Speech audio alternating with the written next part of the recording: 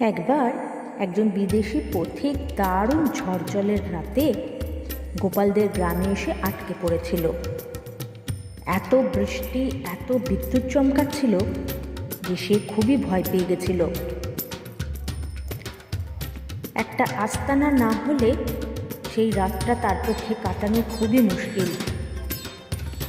তাই সে একটি বাড়ির দরজার কড়া নাড়তে লাগলো আর সাহায্যের জন্য চিৎকার করতে লাগলো।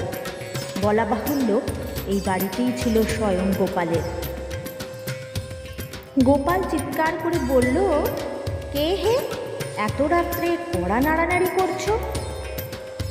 পথিক তখন বলল, আমি একজন বিদেশি পথিক, এত ঝড় জলের রাতে গ্রামে আটকা পড়েছি, একটু যদি আশ্রয় দিতেন খুবই ভালো হতো। গোপাল তখন মশকরা করে বলল, তো সরকারি রাস্তায় আশ্রয় নিতে চাইছো, তাতে আমার অনুমতির কিসের প্রয়োজন বাছা?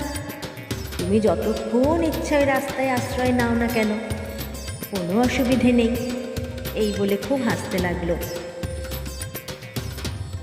না বললেই নয়, গোপাল সেদিনকে সেই বিদেশি পথিককে ঘরে ঢুকিয়ে তার যথেষ্ট সেবা যত্ন করে রাতের খাবার খাইয়ে সারা রাত তাকে খুব আরাম করে শুতেও দিয়েছিলেন।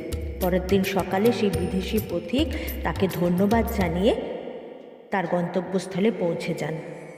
গোপাল ছিলেন এমনই একজন মানুষ, ঠাট্টা তামাশায় ভরা।